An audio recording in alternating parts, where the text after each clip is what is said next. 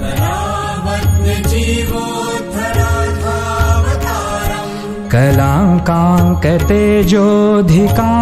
कलाङ्काङ्कतेजोऽधिकामोदिवक्त्रम्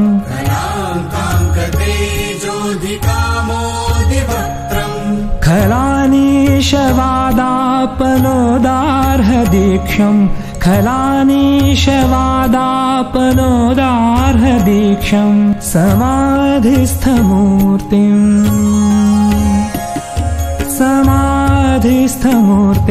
भजे ज्ञानदेवम् समाधिस्थमूर्तिम् भजे ज्ञानदेवम्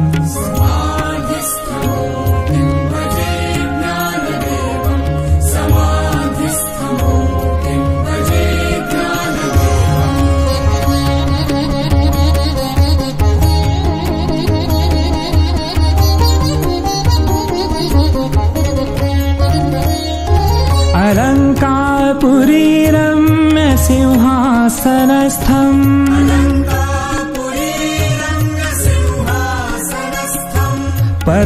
पदाम्भोजतेजः स्फुरदिक्प्रदेशम्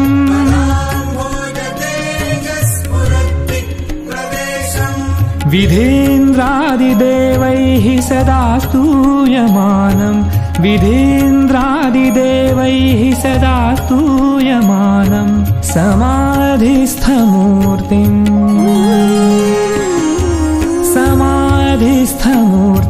भजे ज्ञानदेवम् समाधिस्थमूर्तिम् भजे ज्ञानदेवम्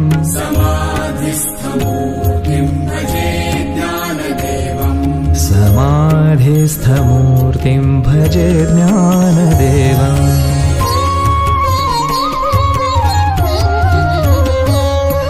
गदा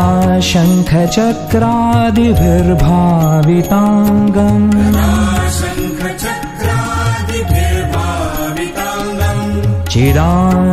चिदानन्दसंलक्ष्य नाट्यस्वरूपम्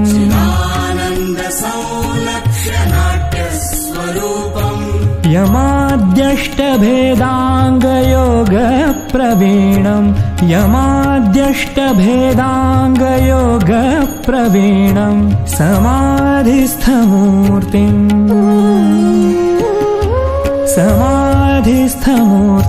भजे ज्ञानदेवम् समाधिस्थमूर्तिम् भजे ज्ञानदेवम्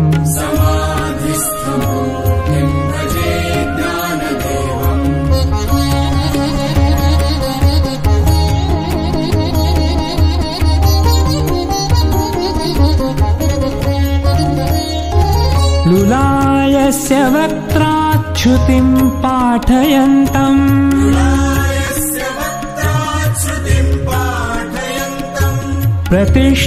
प्रतिष्ठानपुर्यान् सुधीसङ्गसेव्यम्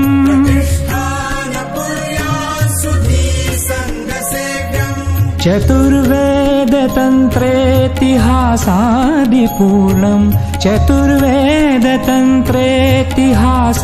चतुर्वेदतन्त्रेतिहासादिपूर्णम् समाधिस्थमूर्तिम्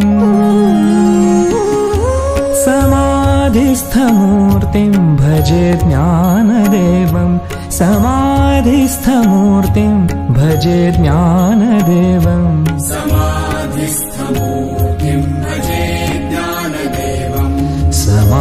समाधिस्थमूर्तिम् भजे ज्ञानदेवम्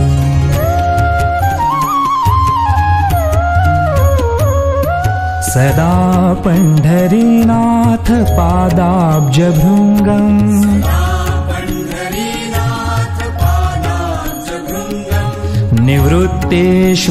निवृत्तेश्वरानुग्रहात् प्राप्ततत्त्वम्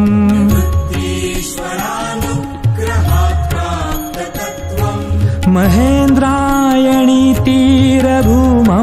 वसन्तम् महेन्द्रायणी तीरभूमौ वसन्तम् समाधिस्थमूर्तिम्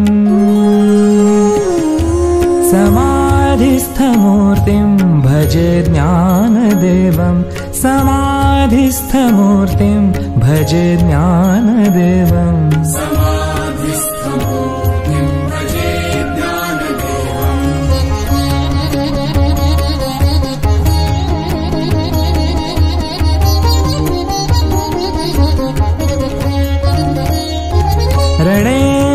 कृष्णबीभत्सु संवादभूतो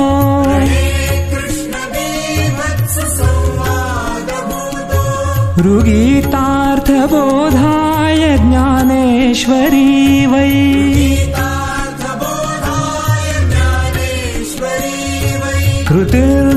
कृतिर्निर्मितायेन च प्राकृतोक्त्या कृतिर्निर्मितायेन च प्राकृतोक्त्या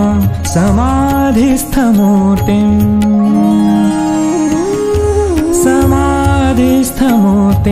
भजे ज्ञानदेवं समाधिस्थमूर्तिं भजे ज्ञानदेवं समाधिस्थमूर्तिं भजे ज्ञानदेवं समाधिस्थमूर्तिं भजे ज्ञानदेवम्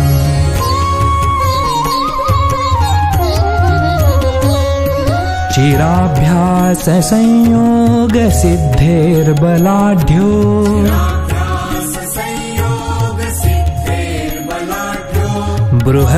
बृहद्व्याघ्रशायी महाञ्चाङ्गदेवः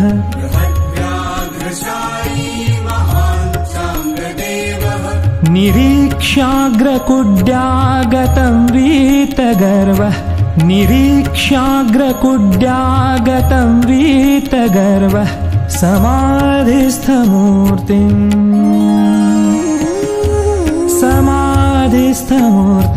भजे ज्ञानदेवं समाधिस्थमूर्तिं भजे ज्ञानदेवं समाधिस्थमूर्तिं भजे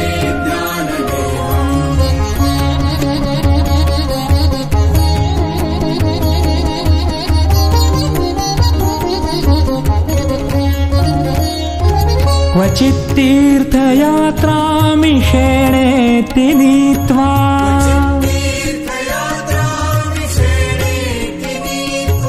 स्वसंवेद्य तत्त्वं न जानासि विष्णोः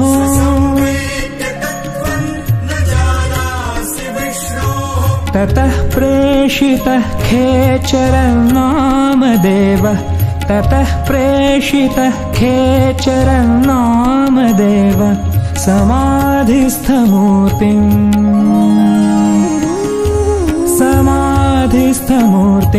भजे ज्ञानदेवं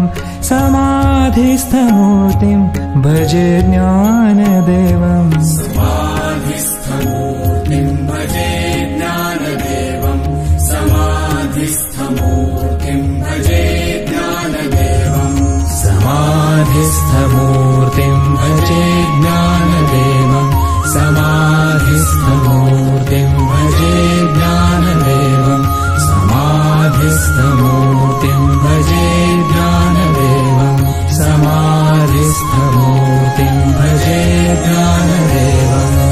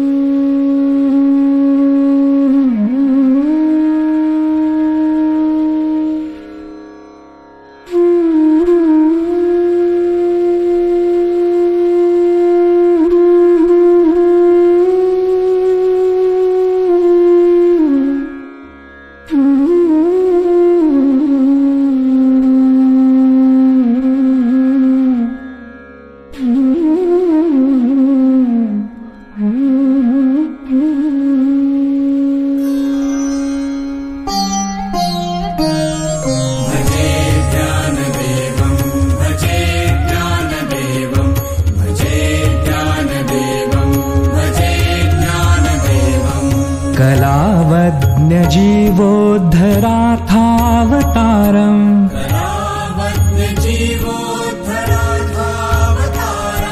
कलाङ्काङ्कतेजोऽधिकामोदिवक्त्रम्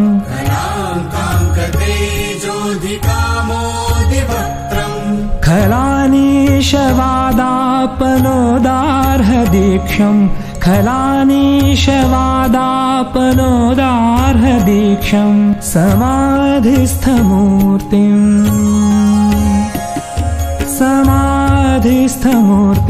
भजे ज्ञानदेवं समाधिस्थमूर्तिं भजे ज्ञानदेवम्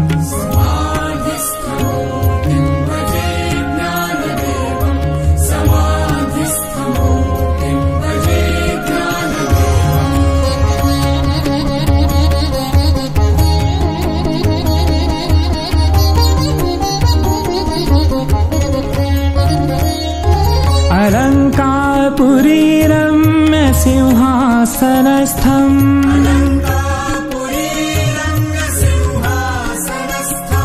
पदाम्भोज तेजः स्फुरदिक्प्रदेशम्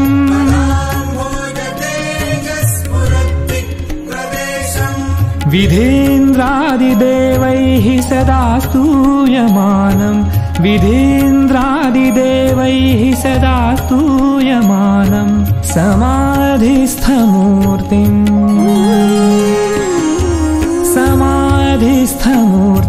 भजे ज्ञानदेवम् समाधिस्थमूर्तिम् भजे ज्ञानदेवम्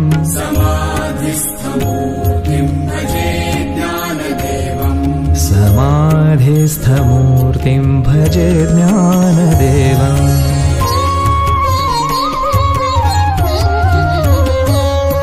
गदा शङ्खचक्रादिभिर्भाविताङ्गम्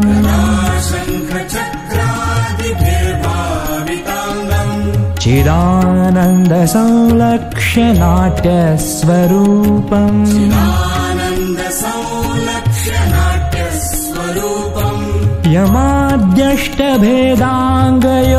यमाद्यष्टभेदाङ्गयोगप्रवीणम्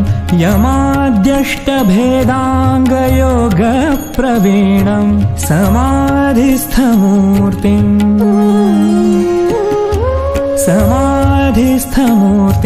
भजे ज्ञानदेवम् समाधिस्थमूर्तिं भजे ज्ञानदेवम्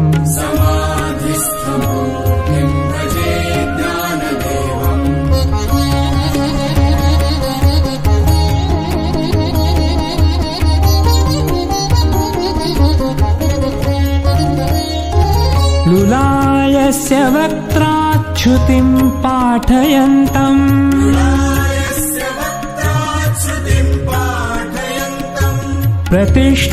प्रतिष्ठानपुर्यान् सुधीसङ्गसेव्यम्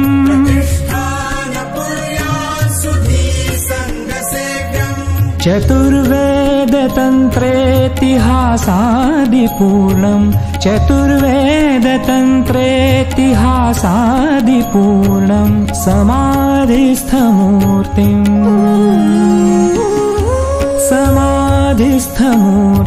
भजे ज्ञानदेवम् समाधिस्थमूर्तिं भजे ज्ञानदेवम्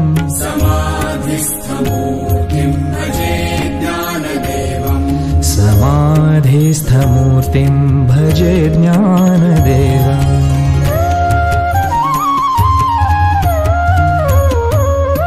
सदा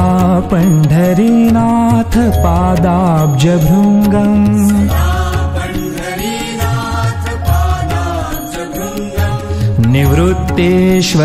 निवृत्तेश्वरानुग्रहात् प्राप्ततत्त्वम्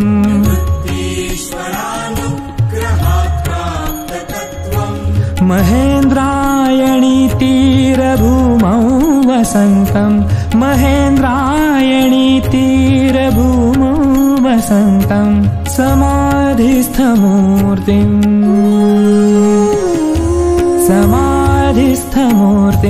भजे ज्ञानदेवम् समाधिस्थमूर्तिं भजे ज्ञानदेवम्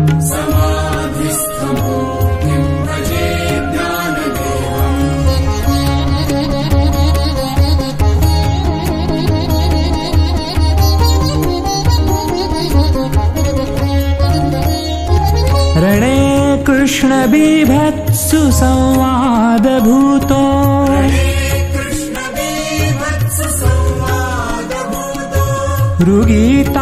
ऋगीतार्थबोधाय ज्ञानेश्वरी वै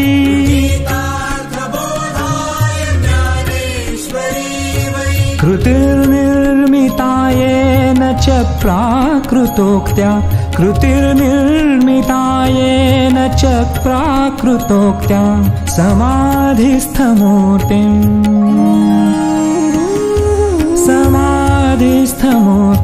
भजे ज्ञानदेवं समाधिस्थमूर्तिं भजे ज्ञानदेवं समाधिस्थमूर्तिं भजे ज्ञानदेवं समाधिस्थमूर्तिं भजे ज्ञानदेवम्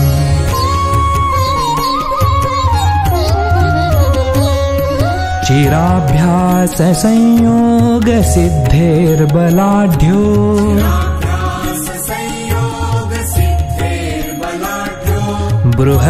बृहद्व्याघ्रशायी महाञ्चाङ्गदेवः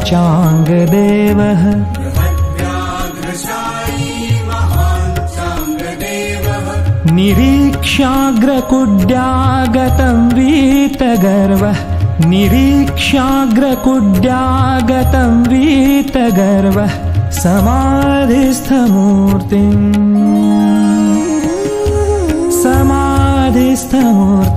भजे ज्ञानदेवं समाधिस्थमूर्तिं भजे ज्ञानदेवं समाधिस्थमूर्तिं भजे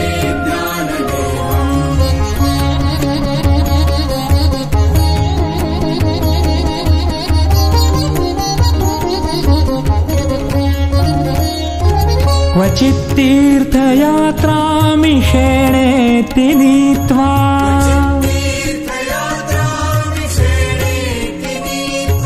स्वसंवेद्य तत्त्वं न जानासि विष्णोः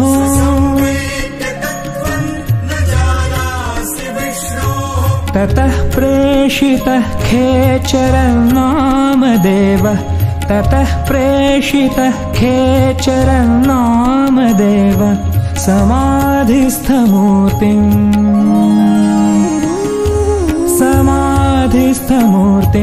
भजे ज्ञानदेवं समाधिस्थमूर्तिं भजे ज्ञानदेवं समाधिस्थमूर्तिं भजे ज्ञानदेवं समाधिस्थमूर्तिं भजे ज्ञानदेवं समाधिस्थमूर्तिं भजे ज्ञानदेवं समाधिस्थमूर्तिं भजे ज्ञानदेवं समाधिस्थमूर्तिं भजे ज्ञानदेवं समाधिस्थमूर्तिं भजे ज्ञानदेवम्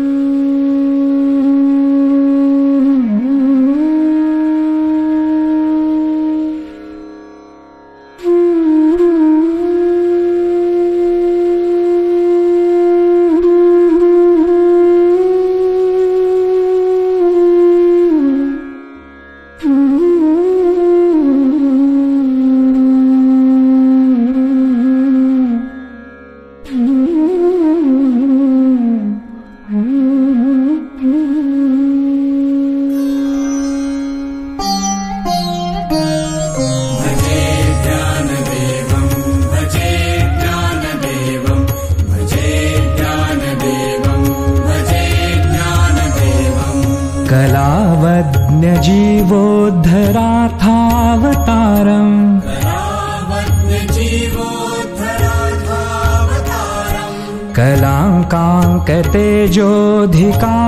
कलाङ्काङ्कतेजोऽधिकामोदिवक्त्रम्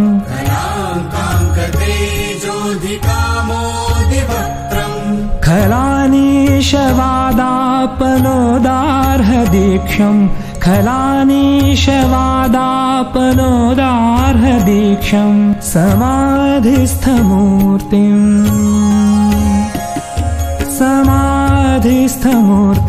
भजे ज्ञानदेवं समाधिस्थमूर्तिं भजे ज्ञानदेवम्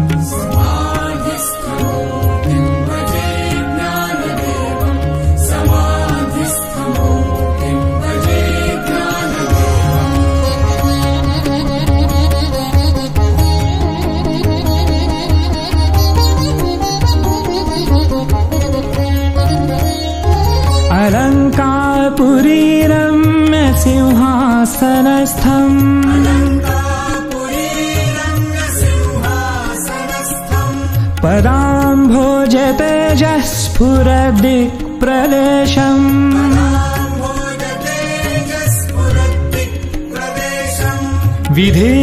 विधीन्द्रादिदेवैः सदा स्तूयमानम् विधीन्द्रादिदेवैः सदा स्तूयमानम् समाधिस्थमूर्तिम्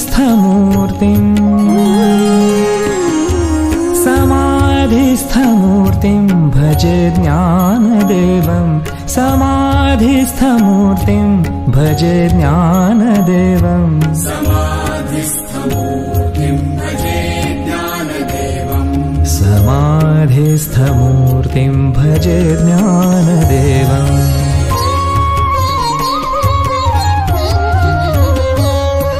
गदा शङ्खचक्रादिभिर्भाविताङ्गम्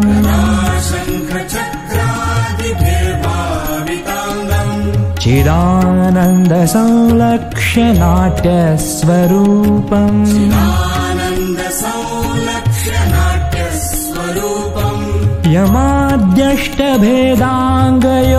यमाद्यष्टभेदाङ्गयोगप्रवीणम्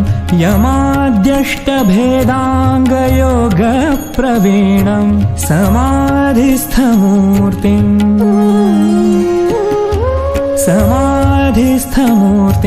भजे ज्ञानदेवम् समाधिस्थमूर्तिम् भजे ज्ञानदेवम् समाधिस्थमूर्तिम् भजे ज्ञानदेवम्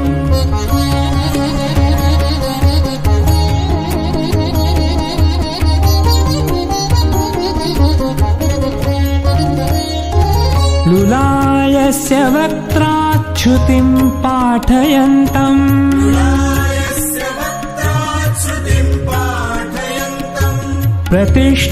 प्रतिष्ठानपुर्यान् सुधीसङ्गसेव्यम्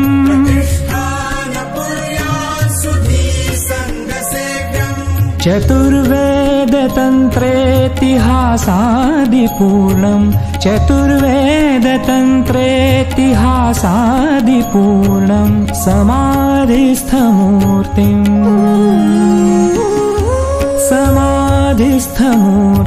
भजे ज्ञानदेवम् समाधिस्थमूर्तिम् भजे ज्ञानदेवम् समाधिस्थमूर्तिम् भजे ज्ञानदेवम् समाधिस्थमूर्तिम् भजे ज्ञानदेवम्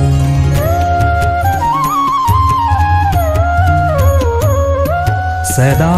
पण्ढरीनाथ पादाब्जभृङ्गम्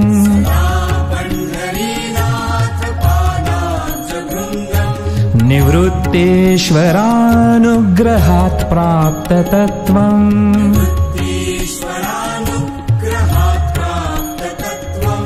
महेन्द्रायणी तीरभूमौ